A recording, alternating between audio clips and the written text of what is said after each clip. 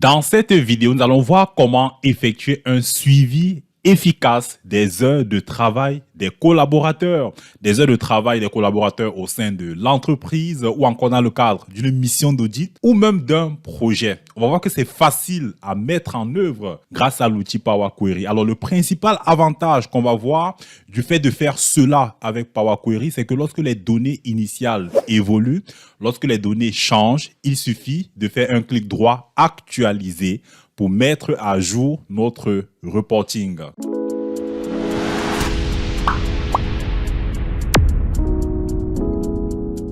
Donc, pour illustrer comment utiliser ça, on va se servir de ce template que nos collaborateurs ont dû compléter afin de préciser ici les heures de début, de même que la date, et puis ici à droite, les heures de fin, de même que la date.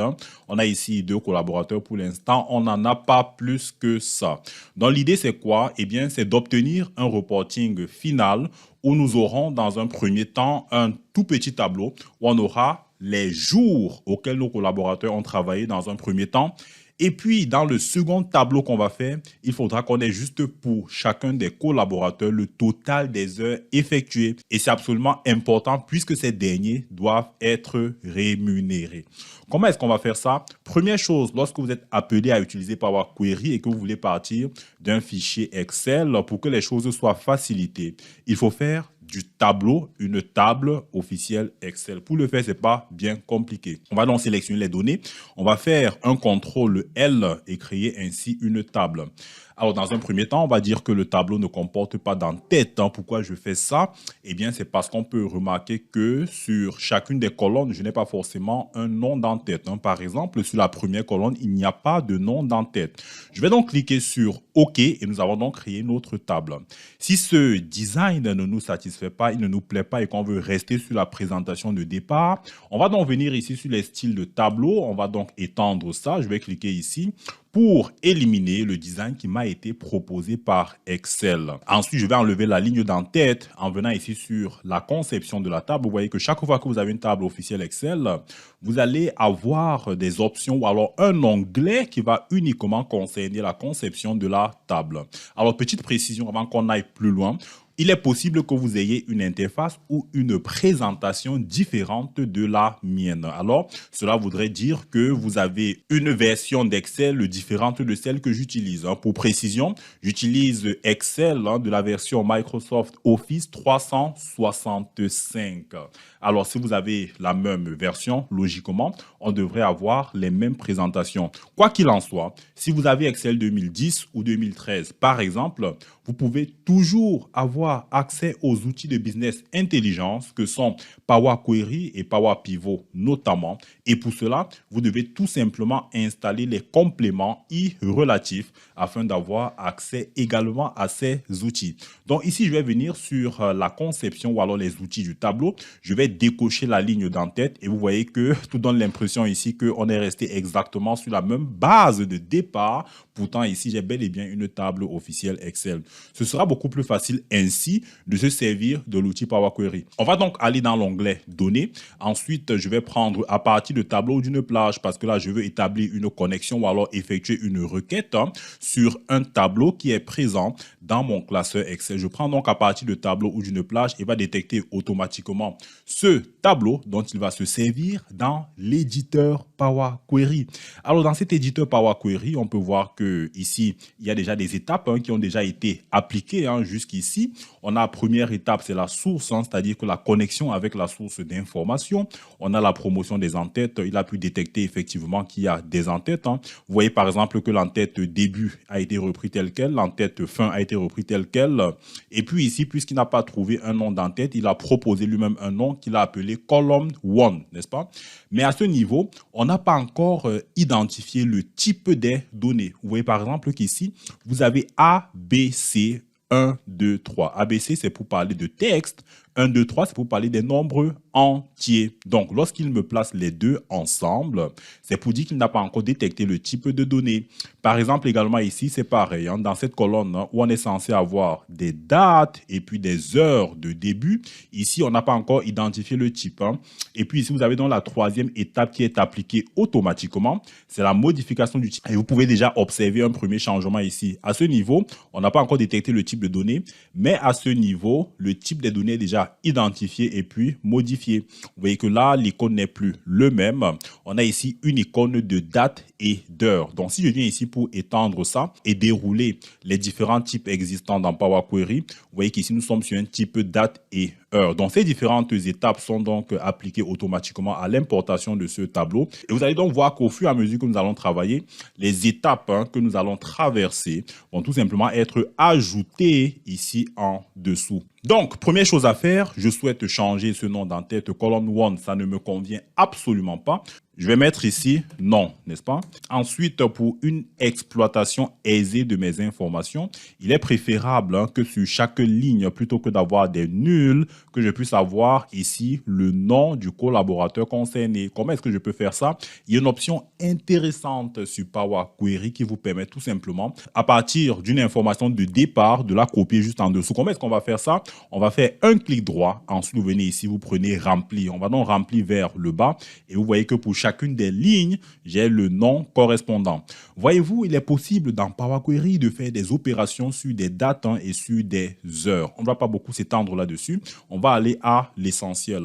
Ce qui nous intéresse ici, c'est de faire la différence entre l'heure de fin et l'heure de début. Donc, je sélectionne d'abord la colonne qui comprend les heures de fin. Ensuite, j'appuie sur la touche contrôle et je sélectionne ensuite la colonne qui comporte les heures de début. Alors, pourquoi je commence par les heures de fin? L'ordre est super important dans Power Query. Donc, lorsque je sélectionne dans un premier temps les heures de fin, il comprendra que si je lui demande de faire une soustraction, il s'agira de soustraire heure de fin moins heure de début. Mais si je fais l'inverse, on aura tout simplement la catastrophe. Ensuite, qu'est-ce que je vais faire? Je vais aller dans l'onglet ajouter une colonne parce que nous voulons justement insérer une colonne dans laquelle figurera les heures de travail pour chacune des journées et pour chacun de nos salariés. Donc pour cela, vous venez ici sur l'extrême droite sur le groupe date et heure de début. Il y a donc la possibilité d'effectuer des opérations sur des jours, soustraire des jours. C'est pas ça qui m'intéresse. Je vais plutôt venir sur les heures et je vais donc soustraire pour avoir la différence entre l'heure de fin et l'heure de début. On peut donc voir que dans cette colonne, j'ai le résultat de la soustraction. Il faut préciser que ce résultat se présente sur un format bien précis. Ici, on a 4 éléments dans ce format. On a 0, 2.12, 2.25, 2.0, n'est-ce pas? Le tout premier chiffre, ce sont les jours. Le deuxième, ce sont les heures. Le troisième, ce sont les minutes. Et puis le tout dernier, ce sont les secondes. Il est possible de convertir ce résultat soit en heures entières, soit en heures avec des décimales. Donc, si on veut un résultat précis, on va le convertir en heures, accompagné des décimales représentatrices justement des minutes ou alors des secondes qui viennent après. Donc, pour cela, je vais venir dans l'onglet transformer. Ensuite, je vais donc prendre la durée et je vais donc prendre ici total des heures. Donc, si je prends total des heures, j'aurai effectivement la conversion en nombre décimal des heures de travail effectuées. Alors, je peux également être intéressé à l'idée de savoir quels sont les jours où mes gars ont bossé et quels sont les jours où ils ont travaillé. Pour cela, j'ai la possibilité de détecter les jours concernés. Je vais donc cliquer sur la colonne de début. Ensuite, je vais dans l'onglet ajouter une colonne et puis après, je vais donc aller dans date. Je prends un jour et puis on va identifier le jour de la semaine, n'est-ce pas, en nom de jour. Et on peut voir ici que par exemple pour Alain Calcin, le premier jour c'était un mardi, ensuite un mercredi, ensuite un jeudi, etc. Alors pour une meilleure visualisation des informations, je peux également être intéressé à l'idée d'ajouter le numéro du jour. Alors on va toujours aller dans les dates. Ensuite, je viens donc sur jour et puis on va prendre jour pour avoir le numéro du jour, n'est-ce pas? On peut également fusionner les deux informations, le nom du jour et le numéro du jour. Et vous verrez qu'on aura une meilleure présentation dans le reporting de restitution. Je vais donc cliquer sur les deux et puis je peux prendre fusionner les colonnes, n'est-ce pas? On va tout simplement indiquer ici un séparateur de la fusion. Je vais donc prendre ici un séparateur qui est personnalisé. J'ajoute une barre, espace et puis on peut changer le le nom ici, on peut dire jour, n'est-ce pas? Je vais donc cliquer sur OK. Hein, et nous avons donc les jours auxquels les activités ont été effectuées. Alors, pour terminer avec ce que nous sommes en train de faire, il est souhaitable que l'on puisse arrondir ça. On va donc éliminer le nombre de décimales superflu. Je viens toujours sur l'onglet transformer. Ensuite, arrondi. On va donc arrondir ça à un chiffre après la virgule. Je clique sur OK, super, voilà. On a déjà des informations plutôt intéressantes ici. Au final, qu'est-ce qu'on voudrait avoir? On aura le nom, n'est-ce pas, des salariés. Ensuite, je peux même renommer ceci plutôt que d'avoir soustraction. On va appeler ça heure de travail. Très bien. À la fin, qu'est-ce que je veux avoir en termes de présentation? Je veux avoir le nom du salarié. Ensuite, le jour où le travail a été effectué, deuxièmement. Et puis, troisièmement, les heures de travail. Donc, on va faire un clic droit et supprimer les autres colonnes. Voici donc comment nous voulons faire apparaître notre reporting, n'est-ce pas? Donc, je vais venir dans le menu fichier. Ensuite, fermer et charger dans. On va donc charger cela comme étant une table juste ici, n'est-ce pas? Je vais choisir la feuille de calcul existante. On va choisir l'emplacement précis où on veut faire apparaître ce tableau final. Je vais donc choisir de mettre ça dans la cellule F6. Je clique sur OK. Et là, nous avons donc notre reporting. Pour vous rassurer sur le fait que tout ceci est dynamique, on va tout simplement prendre les données additionnelles que nous avons obtenues par la suite. Je vais couper CTRL X, ensuite je viens ici CTRL V. Et vous voyez que mon tableau a été complété, n'est-ce pas, la table officielle Excel de départ. Il me suffira de venir ici faire un clic droit, actualiser. Et vous voyez que les données complémentaires s'affichent exactement à la suite de ce que nous avions par ailleurs. Et là, nous avons pour chacun des collaborateurs les noms, les jours où les travaux ont été effectués et puis les heures de travail. Je peux également être intéressé à l'idée de ranger ça. Je voudrais que Alain Carlson apparaisse avant Thomas Pesquard dans son intégralité. On va donc rentrer dans la requête Power Query. On va donc trier les données avant de les restituer sur Excel. Donc, je viens ici sur la colonne des noms. Je vais opérer un tri croissant, tout simplement.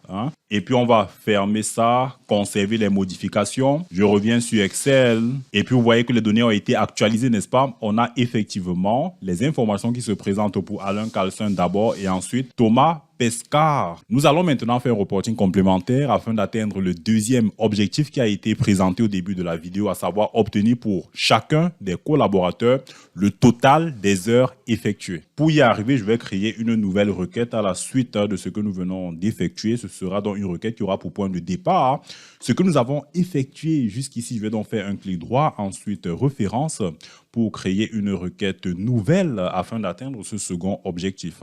On peut d'ailleurs appeler cette requête report total, n'est-ce pas, heure. Très bien. Pour cette requête, je n'ai pas besoin d'avoir les jours de travail. Je vais donc supprimer cette colonne en appuyant sur la touche supprime. Ensuite, à ce niveau, je vais devoir regrouper les heures de travail par collaborateur. Je vais donc venir dans l'onglet transformer. Ensuite, regrouper par. On veut donc regrouper par quoi? On va regrouper par nom, n'est-ce pas? Je vais donc appeler cette nouvelle colonne total heure, tout simplement. Ensuite, il sera question non pas de compter les lignes, mais d'effectuer une somme sur quelle colonne? Sur la colonne des heures de travail. Je clique donc sur OK. Et nous avons donc ici le total des heures effectuées par Carlson et puis le total des heures effectuées par Pesquard. On peut effectivement remarquer que Pesquard sur le projet a bossé bien plus que Carlson.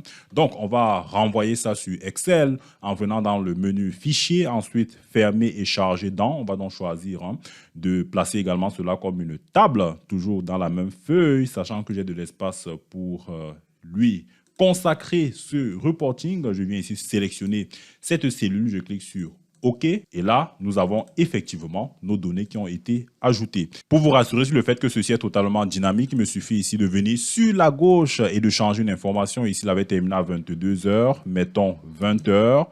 Et vous allez voir qu'il y aura une diminution de 2 heures sur le temps de travail d'Alain Carlson, n'est-ce pas?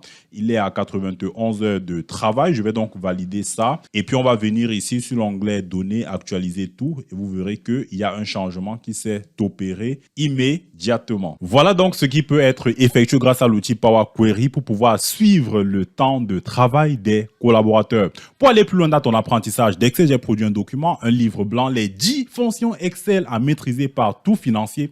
Les 10 fonctions Excel à maîtriser en tant que financier. Un lien dans la description pour te permettre de le télécharger gratuitement. Abonne-toi également à la chaîne et active les notifications afin de ne rater aucune vidéo publiée sur la chaîne pour t'aider à monter en compétences sur Excel et en compta.